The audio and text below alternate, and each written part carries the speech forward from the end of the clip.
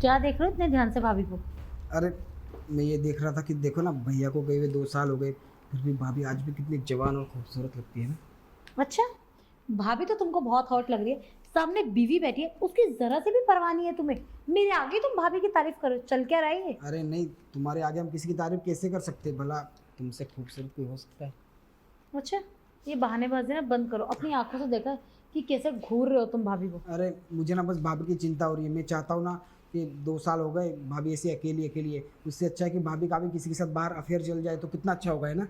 भाभी का फेयर चल रहा है? तुम्हें क्यों भाभी का फेयर चलवाना है? वो आराम से रह रही है घर में, तुम्हें कितनी पड़ रही है उनकी? अरे मैं बस हमारे फायदे के लिए बोल रहा हूँ। हमारा फायदा? भाभी का फेयर चलेगा, इसमें हमारा क्या फायदा होगा? देखो तुम तो जानती हो ना, जब से भैया चले गए, अरे सारी प्रॉपर्टी भैया भाभी के नाम करके चले गए, और एक एक रुपए के लिए हमें भाभी से भीख मांगनी पड़ती है। भीख मांगिए क्या? अरे भैया के बाद अगर इस प्रॉपर्टी पे किसी का हक था तो वो मेरा था, पर नहीं, पता नहीं भाभी ने ऐसा क्या जादू कर दिया था भैया पे। अरे तो अफेयर चलाने से प्रॉपर्टी का क्या मैटर है? प्रॉपर्टी हमारे नाम कैसी होगी? देखो शायद तुम्हें पता नहीं है, हमारा जो समाज है ना, एक विधवा औरत को किस नज़र से देखता है। अगर भाभी का कई बार अफेयर चल जाए ना, तो भाभी को ताना मार मार के इतना परेशान कर देंगे, इतना परेशान कर देंगे कि भाभी डिप्रेशन में चली जाएगी, और उस डिप्रेशन का फ़ायदा उठा के ना हम भाभी को करेंगे ब्लैकमेल, और फिर मेरे ऊपर छोड़ दो कि इस प्रॉपर्टी को अपने अंदर कैसे लेना है। अरे यार, पर भाभी से कोई अफेयर क्यों चलाएगा? और ना ही भाभी इन बातों में आने वाली है। मुझे पता है भाभी घर के बाहर भी नहीं निकलती, और भाभी भैया से बहुत प्यार करती है। उसके बाद कोई भी मर्द उसकी लाइफ में नहीं आएगा, पर भाभी घर के बाहर नहीं जा सकती, पर घर के अंदर तो फिर चल सकती है ना।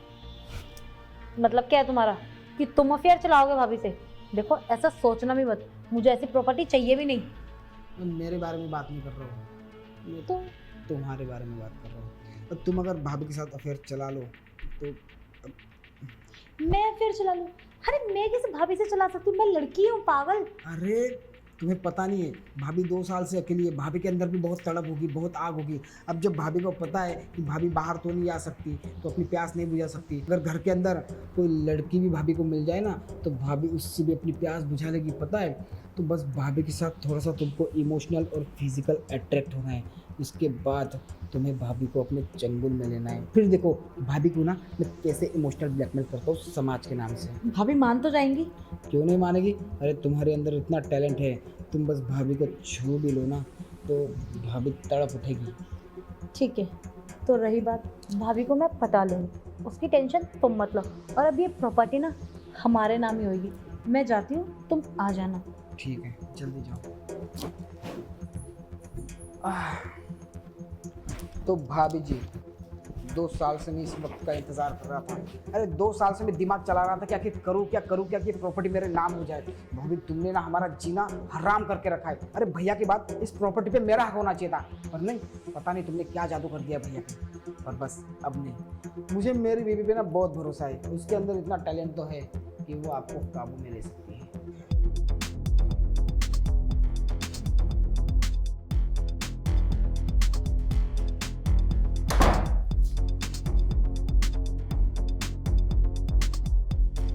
क्या बात है जेठानी जी, हम दोनों हस्बैंड वाइफ की नींद उड़ा के आप इतने सुकून से कैसे सो सकते हैं? मेरा भी तो हक बनता है कि आपके सुकून की नींद छीन लूं। प्रॉपर्टी आपके नाम क्या होगी, सोच दो सारा घर ही आपका हो गया। हर एक बात बताओ, हर छोटे छोटे खर्चे के लिए ना हमें आपसे एक एक रुपया मांगना पड़ता है। हम क्या भिखारी हैं क्या? आप तो ना कुछ ज़्यादा ही बन रहे हो। आपकी अकड़ तो निकालनी पड़ेगी। वैसे भी आप अकेली हो और सारा दिन बेचैन भी रहते हो। आपकी बेचैनी ना मैं इतने अच्छे तरीके से उतारूंगी कि आप ना याद रखेंगे, और फिर देखूंगी ये घमंड आप दिखाओगे किसको। आज तक ना आपके पास मौका था कि आप हमारे साथ बदतमीजी करती थी, अपनी मनमर्जी चलाती थी, लेकिन आज मेरे पास मौका है। आज मैं अपनी सारी हसरत पूरी कर लूँगी जो मैं आपके साथ करना चाहती हूँ। जी, तुम यहाँ क्या हुआ? कुछ चाहिए था क्या तुम्हें? अरे नहीं नहीं जेठानी जी, वो ना आप इतनी देर से बाहर नहीं आई थी कमरे से, तो मैंने सोचा अंदर ही आके देख लूं कि आखिर आप कर क्या रही है। तबीयत वबीयत तो ठीक है ना आपकी? हाँ मेरी तबीयत ठीक है। हाँ जेठानी जी, मुझे ना आपसे कुछ ज़रूरी बात करनी है। देखो करनी तो नहीं चाहिए। देखो जहाँ तक मैं जानती हूँ आप सिर्फ शादी करके यहाँ इस घर में 4 महीने रहे हैं और शादी के 4 महीने बाद ही ये चले गए थे, मतलब आपके हस्बैंड। तो तब से आप 2 साल तक कैसे बर्दाश्त कर रही हैं सब? मेरे हस्बैंड के बिना मैं 1 मिनट भी नहीं रह पाती हूँ और आप हो कि पूरे 2 साल आपने निकाले। आपका मन नहीं करता क्या कि कोई आपके साथ कुछ करे, आपको टच करे, आपको, समझ रहे हो ना? नहीं, ऐसा मेरा मन नहीं करता। अब सब नसीब की बात है, क्या कर सकते हैं। हाँ, बात तो नसीब की है, कर भी कुछ नहीं सकते, लेकिन शरीर ये चीज़ नहीं मांगता ना। शरीर को क्या पता कि क्या मजबूरी है क्या नहीं, बस टाइम पर शरीर को सब कुछ चाहिए। जैसे कि मैं अपने हस्बैंड के बिना 1 मिनट नहीं रहती हूँ, आपका भी तो दिल करता होगा ना। ये तुम्हें क्या हो गया है गीत? आज तुम कैसी बहकी बहकी सी बातें कर रही हो। अरे मैं कोई बहकी बहकी बातें नहीं कर रही, मैं तो आपके फ़ायदे की सोच रही हूँ। मैं ना कई बार सोचती हूँ कि हो सकता है शायद आप बाहर अफेयर चला लेती, पर मजबूरन आप तो बाहर अफेयर भी नहीं चला सकती हैं, क्योंकि बाहर विधवा से कोई कुछ ऐसा नहीं करेगा। और दूसरा, अगर कर भी लेगा तो हमारे घर की बदनामी होगी। इसलिए मैंने सोचा क्यों ना मैं आज आपके सारे घर में निकाल दूँ। 2 साल से काफ़ी भर चुकी होंगी आप, तो वो वक्त खाली करने का आ गया है। ये क्या हो गया है तुम्हें? कैसी बातें कर रही हो तुम? अगर तुम्हारी इस हरकत के बारे में मैंने देवर जी को बता दिया तो सोचो तुम्हें घर से बाहर निकाल देंगे वो। अरे देवर जी को बताएगा कौन? तुम्हारे देवर जी को ना अच्छे से पता है कि मैं उनसे कितनी सेटिस्फाइड हूँ। वो मुझे नहीं निकाल सकते, वो रोज रात मेरे साथ सब कुछ करते हैं, तो उनको पता है उनकी बीवी उनके बिना कहीं जाने वाली है। तो मान जाओ ना। देखो वैसे ही दोनों का फायदा, एक बार करके तो देखो, मजा आएगा आपको। पागल हो गई हो क्या? एक थप्पड़ लगाऊंगी तुम्हें। अरे मैं तुम्हें अपनी छोटी बहन समझती हूँ, ये कैसे कैसे बातें तुम्हारे दिमाग में आ रही हैं। थप्पड़ लगाओगे, लगा लो, इसी बहाने आप मुझे छुओगे तो सही। थप्पड़ भी खाने को तैयार हूँ मैं, बस जो मैं करना चाहती हूँ वो करने दो ना। तुम्हारा दिमाग खराब हो गया, अपना ना इलाज कराओ जाकर। जेठानी जी बहुत हो गया, कितनी देर से मैं आपको प्यार से समझा रही हूँ, आपको कुछ समझ ही नहीं रहे। अरे पैसे में अपनी मनमानी करते, कम से कम शरीर में तो मेरी मनमानी चलने दो। छोड़ो मुझे। तुम्हें लाज शर्म नहीं है क्या? क्या लाज शर्म नहीं है क्या तुम्हें? छोड़ो। अरे क्या चल रहा है यहाँ पे सब कुछ? भाभी क्यों तमाशा बना के रखा है? बाहर तक आवाज आ रहा है मुझे। अरे देखो ना, ये भाभी ने ना आज तो हद ही पार कर दी। ये ना दोपहर से बाहर नहीं आई थी, तो मैंने सोचा इन्हें अंदर जाके देख लूं, कहीं इनकी तबीयत खराब तो नहीं। पर ये हर दिन मुझे नीचे दिखाती है। अरे माना कि पूरा घर इनके नाम है, इसका मतलब ये थोड़ी कि हम इस घर की नौकरानी हो गई। हर दिन मेरे से बदतमीजी से बात करती है और अब भी चिल्ला रही है मुझ पे। तुम ऐसा क्यों बोल रही हो? मैंने क्या बिगाड़ा है तुम्हारा? अरे भाभी क्या बिगाड़ा है? आपने सब कुछ बिगाड़ के ही रखा है। अरे वो आपका कितना ख्याल रखती है, सुबह से खाने पीने से लेकर रात के सोने तक। पर नहीं, आपको ना इसकी मेहनत की कोई कदर ही नहीं है। आपको पता नहीं कहाँ खोई हुई हो। जब से भैया चले गए ना और आपके नाम पे प्रॉपर्टी क्या कर दी, आप तो इस घर की महारानी समझने लग गई हो, है ना? अरे तुम दोनों को क्या हो गया? मुझे तो समझ में नहीं आ रहा, मेरे साथ ऐसा क्यों कर रहे हो? बस करो भाभी, अब भी हमें ड्रामे करके दिखा रही है। अरे कब तक अपने इशारे पे नचाती रहोगे हमें? इतना टाइम हो गया, जब से भैया गया ना, एक एक रुपए के लिए तरसना पड़ता है हमें। अब भाभी पिछले हफ्ते की बात देखो, मैंने बिजनेस के लिए तुमसे थोड़े बहुत पैसे क्या मांग लिए, आपने तो कितना कुछ सुना दिया। अरे अगर भैया होते ना तो तुरंत मुझे पैसे दे देते। आपकी तरह ऐसे ना 4 बातें नहीं सुनाते मुझे। सही कह रहे हो तुम। अगर तुम्हारे भैया जिंदा होते ना तो शायद जीते जी मर जाते तुम्हारा ये रूप देखकर। और क्या बोल रहे हो तुम कि प्रॉपर्टी की बातें कर रहे हो? सब कुछ अपने कानों से सुनकर आ रही हूँ। जो सोफे पर बातें कर रहे थे ना, अपनी बीवी को बता रहे थे, जो प्लान बना रहे थे, सब कुछ सुना मैंने अपने इन कानों से। तुम्हें शर्म नहीं आई अपनी बीवी के साथ ऐसा प्लान बनाते हुए? भाभी जी कैसी बातें कर रहे हो आप? वो क्या है ना, आपके दिमाग में ना बस वही सब चल रहा है कि मैं गलत हूँ, ये गलत है, इसलिए आपको ना हम अच्छी बात भी कर रहे तो आपको गलत ही सुनाई देगा, है ना? हाँ सही कह रहा है तू। तुझे मैंने अपने बच्चे जैसा पाला ना। अरे जब शादी करके आई थी ना तो तू छोटा सा था। तुझे मैंने पाला पोसा, पढ़ाया लिखाया इस दिन के लिए तू मुझे गलत साबित करे, वो भी अपनी बीवी के सामने। अरे ये तो पराई है, इसे तो अभी ज्यादा समय नहीं हुआ यहाँ आए हुए। ये तो मेरा बलिदान नहीं जानती, पर तू तो जानता है ना। आज तेरे भैया मुझे छोड़कर चले गए तो तू मुझ पर इल्जाम लगा रहा है। और तू भी, तुझे पता है जब तू इस घर में शादी करके आई थी ना तो मैंने सोचा कि मुझे एक छोटी बहन मिल गई, तुम दोनों मुझे मिल गए, तो मुझे लगा शायद मुझे ना बच्चे की जरूरत है, मैं आराम से तुम दोनों के सहारे अपना जीवन बिता लूं। लेकिन नहीं, आज मुझे बहुत दुख हो रहा है। मैं सोचूं कि काश तुम्हारे भैया के साथ मैं भी मर जाती तो बहुत अच्छा होता। अरे बस करी भाभी, ये झूठा इमोशनल ड्रामा करके ना आप हमको बहला फुसला नहीं सकती। देखो ममता दिखाने में और ममता जताने में बहुत फर्क होता है। सब कुछ देख रहे हैं हम, जब से भैया चले गए तब से। तुमने ये सब कुछ किया जो प्रॉपर्टी के लालच में किया ना, पैसे के लालच में। अरे मुझे मुझे नहीं चाहिए ये प्रॉपर्टी, ये पैसा नहीं चाहिए। मैं तो तुम दोनों के दिल में अपनी जगह बनाना चाहती थी, खुशी खुशी तुम्हारे साथ रहना चाहती थी।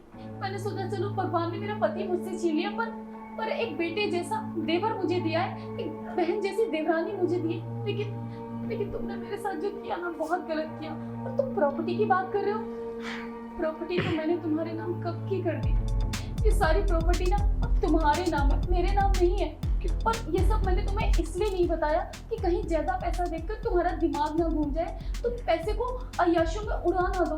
सोचा जब तुम समझदार हो जाओगे, मैच्योर हो जाओगे, तब तुम्हें बता दूंगी।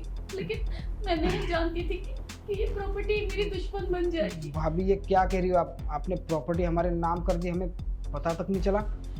देखिए भाभी आप रोइए मत, हमें नहीं पता था कि आपने हमारे लिए इतना सब कुछ किया है और इतना सब कुछ आपने हमारे लिए सोच के रखा है। और हम देखो, हम आपके पीठ पीछे आपके साथ क्या करने जा रहे थे।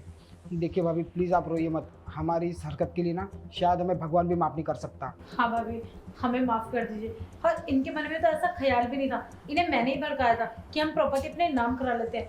अब लालच में इतना आ गए थे कि हमने ये भी नहीं देखा कि हम आपके साथ कितना गलत कर रहे हैं। कोई बात नहीं, बच्चे हो तुम दोनों, ना समझो, गलती हो जाती है। मेरे दिल में तुम दोनों के लिए कोई मलाल नहीं है। लेकिन हाँ, अब मैं इस घर में नहीं रह सकती। मैं अभी इस घर को छोड़ के जा रही हूँ। भाभी भाभी भाभी आप कैसी बात कर रही हो? भाभी ये आपका घर है और पता है आप अगर इस घर से चली जाओगी तो आपके बिना ये घर सूना हो जाएगा। देखिए भाभी, हमें प्रॉपर्टी वॉपर्टी ये घर कुछ नहीं चाहिए, सब आपके पास रखे। अगर हमारी कोई प्रॉपर्टी है तो बस आप हो भाभी, आपके बिना घर सूना हो जाएगा, इसलिए आप हमारी ज़िंदगी से बिल्कुल मत जाइए। हाँ भाभी, और आप तो अच्छे से जानते हो कि मुझे शादी करके अभी कुछ ही समय हुआ है और मैं तो आपके साथ अच्छे तरीके से रही भी नहीं हूँ। मैं चाहती हूँ कि आप हमारे साथ रहो, वो सारी चीज़ें समझाओ जो एक घर की बहू में होनी चाहिए। भाभी देखिए, आपने हम दोनों को हमेशा बच्चा समझ के हर गलती माफ़ कर दी है, तो ये गलती भी माफ़ कर दीजिए। ठीक है। पर वादा करते भाभी अगली बार ये गलती कभी नहीं होगी। हाँ, मेरी तुम दोनों से बस एक ही रिक्वेस्ट है कि मैं ना उनके बिना जी रही हूँ। मेरे लिए ये दुख बहुत बड़ा है, पर मेरे दामन पर कोई दाग मत लगने देना। नहीं नहीं भाभी, हाथ मत जोड़िए प्लीज। और हाँ भाभी, अपने आप को आप अकेला मत समझिए, भैया के बाद हम दोनों हैं ना आपका ख्याल रखने के लिए। और हाँ, जो भी कुछ हुआ उसे भूल जाइए प्लीज, हम फिर से एक नई शुरुआत करेंगे। अरे अब खड़ी क्या हो, जाओ भाभी के लिए चाय लेके आओ। हाँ, मैं भाभी के लिए चाय बना के लेके आती हूँ, फिर हम दोनों बैठ के साथ में भी। भाभी आप आराम कीजिए, ठीक है, हम चलते हैं। अच्छा हुआ समय रहते हुए इन दोनों को अपनी गलती का एहसास हो गया। लेकिन मेरी जैसी न जाने कितनी विधवा औरतें ऐसी हैं जिनका परिवार ही उनके खिलाफ खड़ा हो जाता है, बिना ये सोचे समझे कि एक विधवा औरत का जीवन क्या होता है, कितना दुख भरा होता है। काश कि ये समाज, ये दुनिया एक विधवा औरत को जीने का हक दे। आखिर ऐसा क्यों होता है कि अगर किसी औरत का पति मर जाता है तो उससे सारे रंग छीन लिए जाते हैं और उसे सफेद रंग उड़ा दिया जाता है, उसके खाने पीने हर चीज पे रोक लगा दी जाती है। काश कि ये लोग, ये दुनिया और एक विधवा औरत के परिवार वाले सब एक विधवा औरत को आज़ादी से जीने का हक दें।